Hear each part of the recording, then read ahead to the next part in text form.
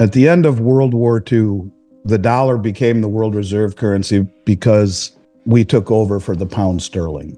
And it was at Bretton Woods, New Hampshire, where this was decided. The Allies met, and the United States would be the world reserve currency. And we told the world that if they would take our dollars, they could always exchange them back to the government for a fixed rate of $35 an ounce.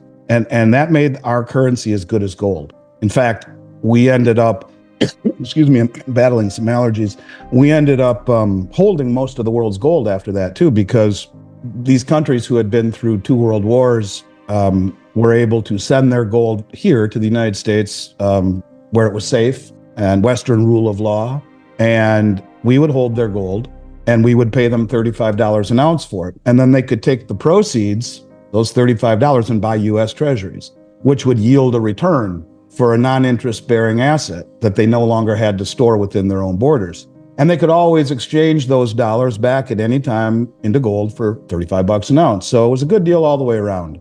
And that's what made the dollar the world reserve currency until the end of the Vietnam War, when President de Gaulle from France said, well, you know, they're printing more money than they have gold behind it. We should give them back their dollars and get the gold. And that's what he did. He sent warships to New York Harbor filled with dollar bills and said, give us back our gold. And we did. But then President Nixon took a very unconventional step in August of 1971, and he closed the gold window. He went back on our promise to the world.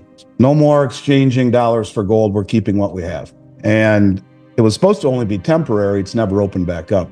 At that point, the dollar was backed by absolutely nothing. That's called fiat. And it was that way for another 2.5, 3 years until Henry Kissinger went to Saudi Arabia in 1974 and struck a deal with the Saudi kingdom. And he said to the Saudis, we will protect you and OPEC, all the oil producing countries. No one will ever mess with you. We will provide you weapons. Think military industrial complex, the need to make high-tech weapons. We will protect you and your allies who are in OPEC. But for that, you will value oil globally in US dollars. And you will take any excess and you will recycle those dollars into US treasuries. And that was the deal that we've seen for the last 50 years. It created a synthetic demand for the US dollar where every single country in the world has had to stockpile dollars in order to accumulate oil. It's called the petrodollar. I think that's why you own gold and silver, because it's wealth that has outlived everything the world's thrown at it. And through it all, the biggest money in the world, the central banks are buying it at a level the world's never seen. It's just not the United States central bank. And in fact, they're doing everything they can to hang on to the last vestiges of power that's slipping away because of their own stupid decisions, both monetarily, fiscally, and also their policies around the globe. And that's why you own gold and silver. And that to me is unequivocal. In the aftermath of World War II, the United States emerged as the dominant global power. And with this, the US dollar ascended to become the world's reserve currency. This status was formalized at the Bretton Woods Conference in New Hampshire, where the Allied nations gathered to create a new financial order. The arrangement was simple yet powerful. The US dollar would be backed by gold, and any nation holding US dollars could exchange them for gold at a fixed rate of $35 per ounce. This made the dollar as good as gold, and in the eyes of the world, it was considered the most stable and reliable currency. During this period, the US accumulated most of the world's gold. War-torn countries, weary from the devastation of 2 world wars, sent their gold to the United States for safekeeping. The logic was sound. The US was a stable nation, protected by vast oceans and not directly affected by the ravages of war. Western rule of law further guaranteed the safety of these assets. Nations entrusted their gold to the US and received dollars in return, which they could use to purchase US Treasury bonds. A safe investment with the added benefit of generating returns on what was otherwise a non-interest-bearing asset. This arrangement worked smoothly until the costs of maintaining US global dominance, particularly the expenses of the Vietnam War, began to strain the system. Nations like France, led by President Charles de Gaulle, grew skeptical. De Gaulle recognized that the US was printing more dollars than it had gold to back, thereby diluting the value of the dollar. In a bold move, he sent warships to New York Harbor filled with dollar bills, demanding the return of France's gold. The U.S. complied, but this set off alarm bells. Faced with the reality that other nations might follow France's lead, President Richard Nixon made a radical decision in August 1971. He closed the gold window, effectively ending the convertibility of the U.S. dollar into gold. This move, intended to be temporary, was a significant shift in global finance. For the first time, the U.S. dollar was backed by nothing more than the full faith and credit of the U.S. government, a concept known as fiat currency. This decision had profound implications. With the dollar no longer tied to gold, the U.S. could print money without restraint, leading to inflationary pressures.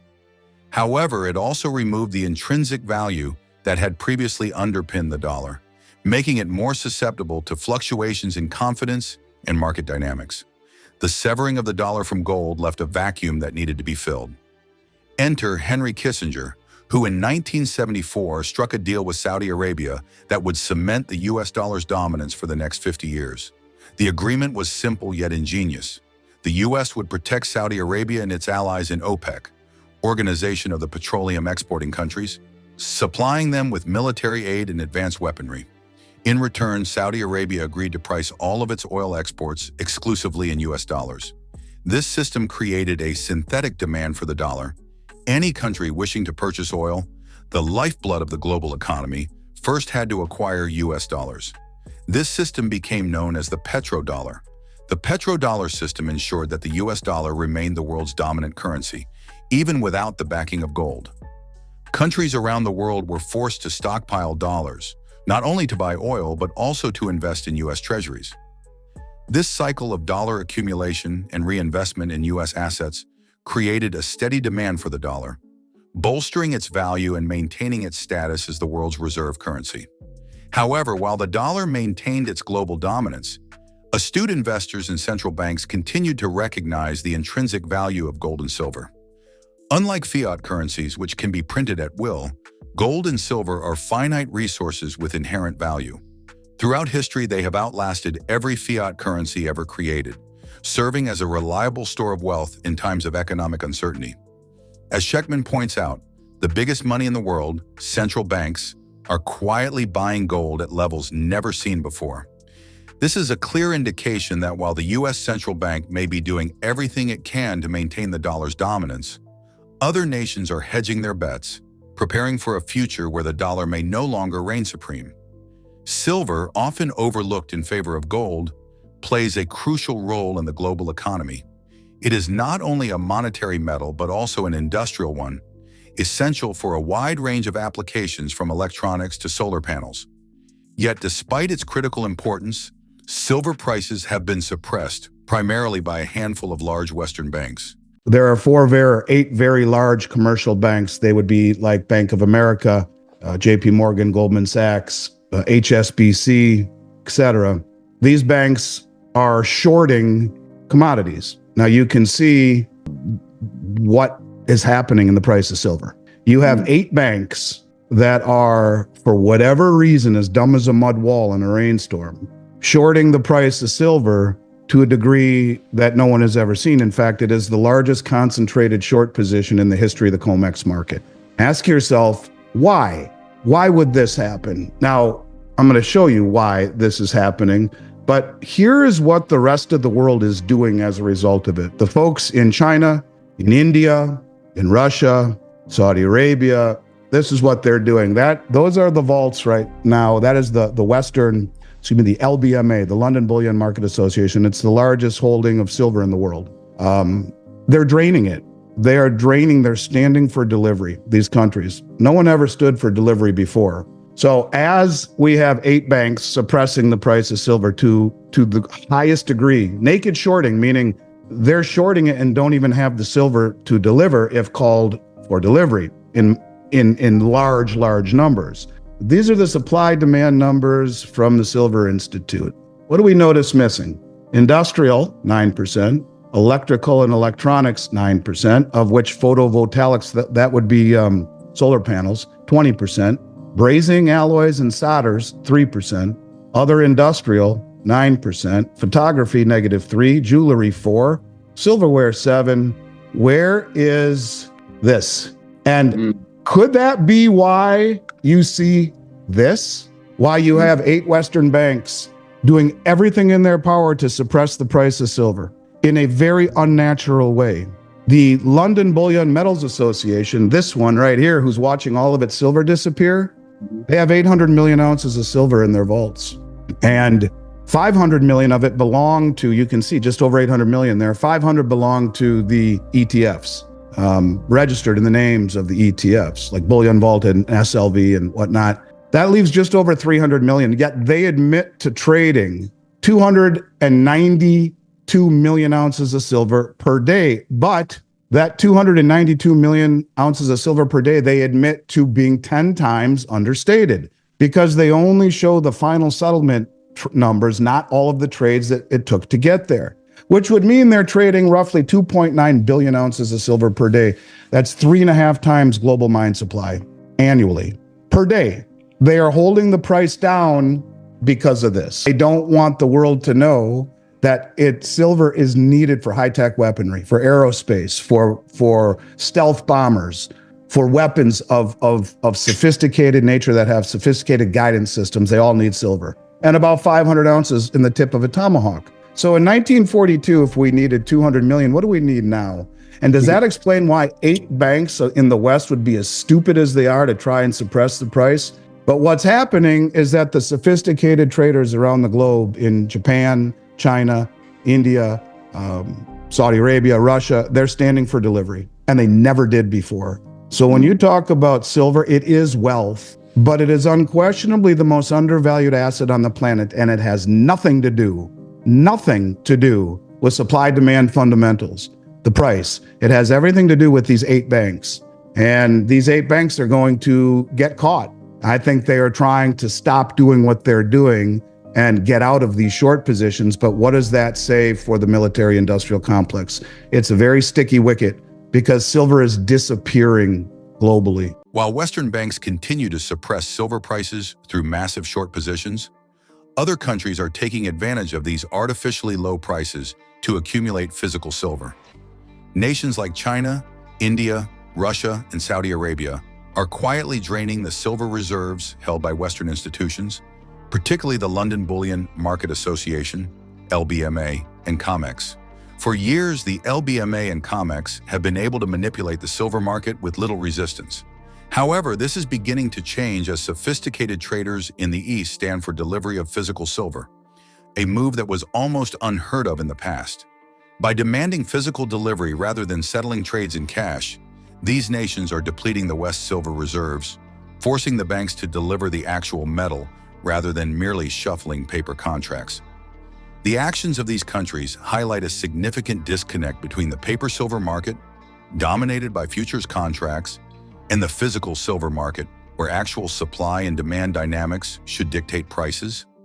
Despite the essential role silver plays in industries such as electronics, solar energy, and military applications, the price remains artificially low due to the manipulative practices of a few major banks. This manipulation is becoming increasingly unsustainable. As more countries demand physical silver, the supply in Western vaults is rapidly dwindling. The LBMA, for example, holds about 800 million ounces of silver in its vaults, with 500 million of those ounces already allocated to exchange-traded funds, ETFs. This leaves just 300 million ounces unaccounted for, a precarious position given the massive daily trading volumes in the silver market. The fact that the LBMA trades roughly 292 million ounces of silver per day, allegedly understated by a factor of 10, means that the actual daily trade could be as high as 2.9 billion ounces. This is 3.5 times the annual global mine supply of silver. Such volumes are unsustainable, particularly as more nations stand for physical delivery. The situation is further complicated by the military's reliance on silver for advanced weaponry and technology. Silver is critical in everything from stealth bombers to sophisticated guidance systems. During World War II, the U.S. government recognized the strategic importance of silver, stockpiling it for military use. Today, the need for silver in military applications is even greater, yet the supply is rapidly being drained by foreign nations. The continued manipulation of silver prices by Western banks is a ticking time bomb. As Schectman explains, these banks are increasingly being caught in a sticky wicket as they try to unwind their massive short positions without causing a price spike that would reveal the true value of silver. The dilemma they face is that any significant move to cover their shorts could trigger a buying frenzy, driving silver prices to levels that reflect its actual supply and demand fundamentals. The potential consequences of such a scenario are profound. A rapid increase in silver prices would expose the fragility of the current financial system, particularly the extent to which it relies on the manipulation of key commodities to maintain stability.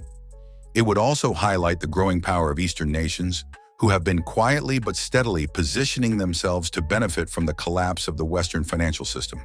For individual investors, the current situation presents both risks and opportunities. On one hand, the manipulation of silver prices means that the metal is currently undervalued, offering a potentially lucrative investment opportunity. On the other hand, the unwinding of these short positions could lead to significant market volatility. Investors should consider diversifying their portfolios with physical silver, as well as other precious metals like gold. These metals provide a hedge against the devaluation of fiat currencies and offer a store of value that is immune to the manipulative practices of central banks and large financial institutions. As the global financial system continues to evolve, the role of central banks will likely change. While Western central banks have traditionally dominated the global financial landscape, their influence is waning as Eastern nations assert their economic independence. The reclassification of gold as a Tier 1 asset by the Bank for International Settlements, BIS, is a clear indication that the future financial system will be anchored in tangible assets rather than fiat currencies. The massive buying spree of gold by central banks, particularly those in BRICS nations, further underscores this shift. As these countries continue to accumulate gold and silver, they are positioning themselves to lead in the emerging financial order, one where the value of money is once again tied to physical assets. In conclusion, the global shift in silver and the unraveling of Western financial manipulation mark a critical turning point in the global economy. As more countries demand physical silver, the artificial suppression of prices by Western banks is becoming increasingly untenable. For investors, this presents a unique opportunity to acquire undervalued assets before the market corrects itself. Understanding these dynamics and taking proactive steps to diversify portfolios with physical gold and silver will be crucial for navigating the coming economic changes. For American and allied citizens, recognizing the strategic importance of gold and silver in preserving national economic security is crucial. As global economic dynamics shift and fiat currencies face increasing pressure, these precious metals provide a reliable foundation for wealth preservation. By investing in gold and silver, you not only protect your financial future, but also contribute to the broader goal of economic stability and resilience. Stay informed, take proactive steps, and ensure that your investment strategy includes these timeless assets. In a world of uncertainty, gold and silver offer a beacon of stability and security. Stay informed about the latest developments shaping the precious metals market with regular updates from the Finance Daily team. Not only that, but as a subscriber, you'll also receive timely silver and gold price notifications and early access to groundbreaking news unavailable to the general public. Join our free gold and silver newsletter today. Link in the description.